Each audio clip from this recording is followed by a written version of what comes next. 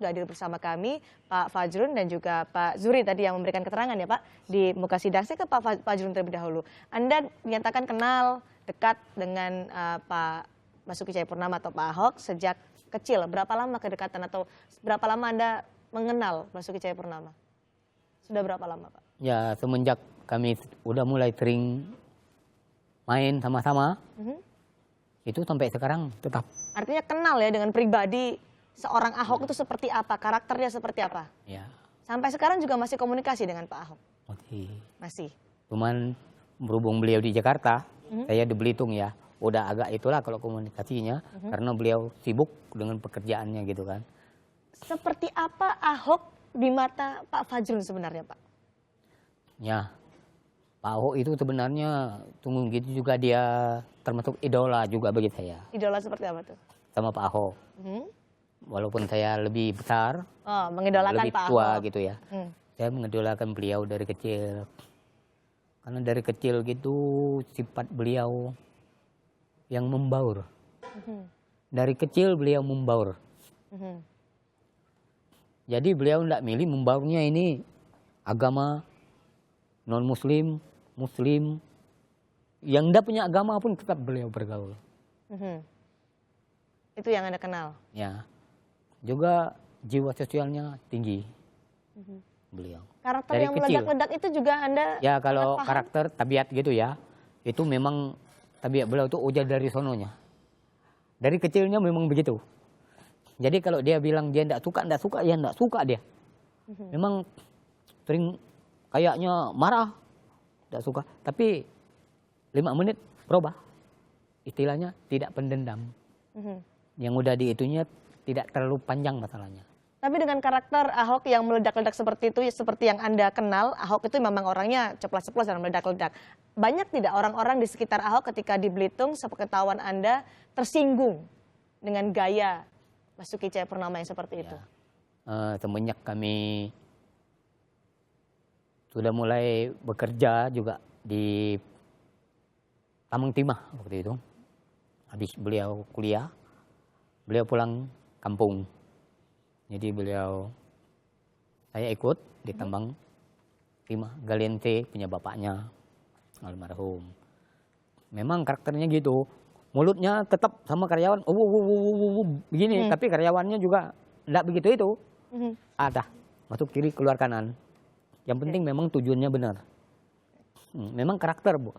Biarpun sepele, tapi dia tetap kayak orang ngomel gitu. Tapi hatinya enggak. Nah nanti pulang lagi, udah. Kedekatan Anda dengan Ahok yang menjadikan Anda akhirnya dipanggil atau dimintai keterangan sebagai saksi di persidangan hari ini. Anda juga menyatakan kepada majelis hakim bahwa Anda, Pak Fajrun dan Ahok sering berdiskusi soal agama. Benar demikian? Iya. Apa yang didiskusikan waktu itu? Ya kami diskusikan, saya orang Muslim, dia orang Kristen atau Nasrani. Istilahnya kami ambil baiknya. Jadi akhirnya kami ini bisa tahu bahwa dalam ayat suci Al-Quran itu ada yang sama dengan Alkitab, cuman namanya beda. Nah, umpamanya kita ambil Salomo, dalam Islamnya itu Sulaiman. Oke. Pernah nggak ketika berdiskusi itu akhirnya ada perdebatan yang sangat tajam antara Anda dan Ahok? Tidak, itu kami cuma tukar pikiran. Bertukar pikiran. Oke. Tapi bukan istilah berdebat mau cari Islam lebih benar, Kristennya lebih benar. Enggak pernah itu. Belum pernah terjadi. Pikiran. Ya. Oke. Selain Pak Fajrun tadi juga di persidangan didengarkan pula keterangan dari Pak Zuri. Waktu itu Bapak sebagai PNS di Bangka Belitung bertugas sebagai Panwaslu ya Pak? Iya, Ketua Panwas Kabupaten Belitung pada saat Pilgub tahun 2007. Waktu itu Ahok juga maju sebagai calon Pak Basuki juga mencalonkan diri pada waktu itu. Iya. Pada saat itu Anda diminta keterangan oleh majelis hakim di persidangan kali ini juga terkait dengan apakah benar ingin menggali informasi soal kutipan surat Al-Maidah dalam selebaran saat itu. Bisa Anda ceritakan Pak Zuri apa yang terjadi? Jadi dari hasil pengamatan kita juga hasil monitoring kita, ya, jadi salah satu tugas Panwas itu adalah memonitor, kemudian ya mengawasi jalannya tahapan pilkada. Jadi dari hasil itu kita mendapatkan adanya selebaran kemudian ada juga ya yang sifatnya money politik, juga ada juga yang dilaporkan secara langsung oleh tim sesnya Pak Ahok dengan Pak Eko pada waktu itu. Apa yang dilaporkan waktu itu? Adanya ya tidak diterimanya surat untuk memilih ya dari kantong-kantong suaranya Pak Ahok. Ya sehingga beliau merasa dirugikan. Kalau selebaran yang secara spesifik, selebaran itu isinya apa sebenarnya, Pak Zuri? Ya, selebaran isinya intinya adalah juga mengupas soal surat Al-Maidah yang menyatakan bahwa harus memilih pemimpin yang seakidah. Selebaran itu ada Iya. pada saat Ada. Pilgub Belitung. Ada, Tahun ada. Tahun 2007. 2007. 2007, ya. Apakah selebaran itu dilaporkan oleh tim suksesnya Pak Ahok dan juga Pak Eko waktu itu? Iya, jadi yang melaporkan itu adalah sifatnya masyarakat aja. Masyarakat memberikan informasi, bukan laporan yang langsung. Informasi kemudian kita turunkan tim ke TKP-nya. Jadi kita dapatkanlah selebaran itu, kemudian kita jadikan barang bukti. Dan selanjutnya kita teruskan ke Panwas Provinsi pada waktu itu untuk di sidang plenokan bahwa ini adanya temuan-temuan selebaran itu. Hasilnya apa dari sidang pleno itu? Atau Ya, ada proses selanjutnya? Ada, ya itu sampai ke tingkat kepolisian pada waktu itu. Memang di jajaran Panwas pada zaman itu kita di strukturnya ada pihak kepolisian, ada juga kejaksaan yang menguasai bidang hukum. Oke, tapi pada saat itu tidak dilaporkan oleh pasangan calon yang berkontestasi dalam Pilgub. Kalau yang Belitung waktu di Kabupaten Belitung tidak, tetapi mungkin di kabupaten lain atau langsung ke pihak Panwas Provinsi dari timnya Pak Ahok pada waktu itu mungkin ada. Iya, tapi kalau yang ke kita itu kita menelusuri adanya laporan dari masyarakat. Apalagi yang kemudian ditanyakan oleh majelis hakim pada saat Anda memberikan keterangan di persidangan hari ini karena media massa tidak diperbolehkan untuk menyerahkan kesaksian. Iya, jadi yang dipertanyakan tentang tugas dan wewenang saya ya, selama ya, tahapan kampanye atau pilkada itu berlangsung. Ada ungkapan yang menarik ketika terjadi kampanye monologis oleh almarhum Gus Dur, guru besar kita. Beliau mengatakan bahwa dari inti dari sekian banyak yang beliau sampaikan itu adalah pointers yang paling sangat penting menjadi catatan khusus bagi kita dari Panwas juga adalah bahwa ya diperbolehkan memilih pemimpin yang non Muslim itu, Mbak. Itu yang Anda sampaikan kepada majelis hakim. Iya, itu yang saya sampaikan juga kepada majelis hakim tadi bahwa apa yang disampaikan oleh Gus Dur ya, di dalam kampanye monologis itu menurut catatan Panwas itu tidak menyalahi baik secara substansi isinya, tidak menyalahi daripada aturan Panwas menggarisbawahi itu tidak menyalahi tidak substansi. menyalahi ya. Dan bahkan itu menjadikan semacam satu pencerahan. Ya, jadi setelah masyarakat mungkin menerima apa informasi lewat selebaran itu mungkin ada yang merasa ragu, ada yang merasa kurang enak dan sebagainya. Ya, oleh Gus Dur itu dibersihkan pada saat itu, pada saat kampanye itu bahwa Dan itu bukan dan menurut itu Panwas adalah- sendiri yang mengatakan bahwa iya. itu tidak melanggar Tidak.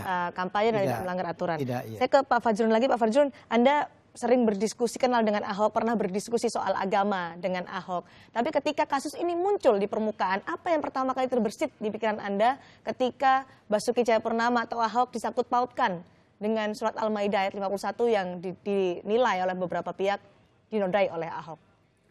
Ya kalau dalam itu saya sebenarnya beliau mungkin ingat dengan pengalamannya waktu setiap beliau mencalonkan ini keluar surat ini dan selebaran ini.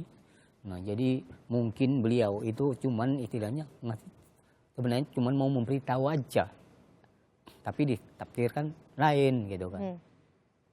Anda tidak percaya kalau itu mungkin sengaja atau Ini niat itu. berniat untuk mengatakan hal itu?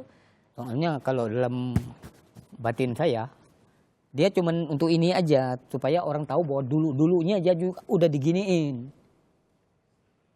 Pakai surat ini, tapi ternyata di sini meledak gitu, istilahnya kan dimanfaatkan.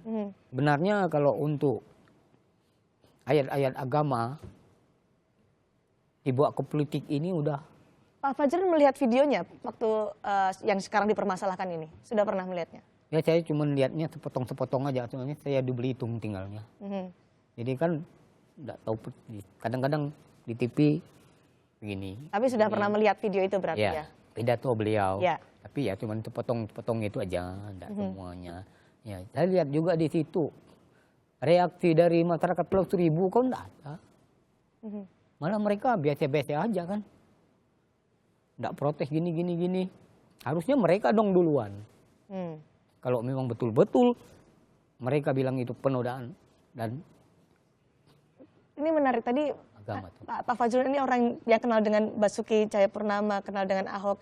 Apa yang Anda tekankan ketika Anda memberikan keterangan tadi persidangan kepada majelis hakim? Maksudnya Yang difokuskan oleh Pak Fajrul ketika memberikan keterangan soal Basuki Cahayapurnama, soal Ahok, karena Anda digali keterangannya karena Anda sebagai orang yang kenal keseharian Ahok itu seperti apa, Anda diminta untuk itu. ya, jadi tadi waktu itu saya tekankan bahwa surat ini bukanlah penistaan agama atau penodaan terhadap agama Islam. Terutama surat Al-Maidah ayat 51 Oke. dan ulama. Baik, tapi ketika dimintai keterangan soal kesehariannya, Anda juga menyatakan tidak pernah ada niat, tidak pernah Ahok pernah melakukan hal-hal yang dituduhkan selama Jadi Anda mengenal. ini saya tambahin di sini. Sebenarnya beliau waktu kuliah kuliah di Jakarta udah kalau nggak salah. Beliau tuh sering datangin masjid, terutama daerah Matraman Raya, ada kiai-kiainya. Tuh beliau itulah masalah ini. Nah, jadi suatu ketika beliau pernah ngomong, saya suka Islam, saya juga ketarik agama Islam, tapi saya tidak bisa melakukan ini. Oke. Karena apa? Baik. Ya. Baik, Pak Zuhri, Anda juga diminta keterangan juga pada saat itu pada Pilgub Bangka Belitung tahun 2007, ada juga pidato-pidato, ada juga selebaran-selebaran itu. Saya ingin mengkonfirmasi lagi pada saat itu apa sikap Panwaslu?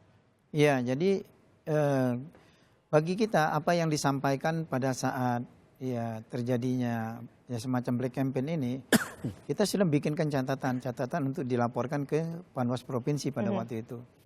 Karena ini terjadi ya cukup masif ya, karena terjadinya di masjid-masjid juga termasuk ya di mana-mana istilahnya itu kumpulan masyarakat, biasanya memang ini disampaikan dengan ya dengan istilahnya itu dengan cara langsung bahwa kita tidak boleh memilih pemimpin yang tidak seakid. Baik, tapi pada saat itu tidak ada ya, tidak ada kasus atau menjadi hal-hal yang catatan Panwaslu atau apalagi terutama pada saat itu Gus Dur ya. Iya, Gus Dur sudah memberikan pencerahan. Jadi intinya begini Mbak, bahwa kekalahannya Pak Ahok di Pilkada 2007 itu bukan karena ya surat Al-Maidah itu, bukan karena selebaran itu juga. Oke. Ya. Terima kasih Pak Fajrul telah berbagi juga informasi tadi apa yang Anda sampaikan, Pak Juri juga informasi soal apa yang Anda sampaikan ketika persidangan ke-14 hari ini. Terima kasih sudah hadir di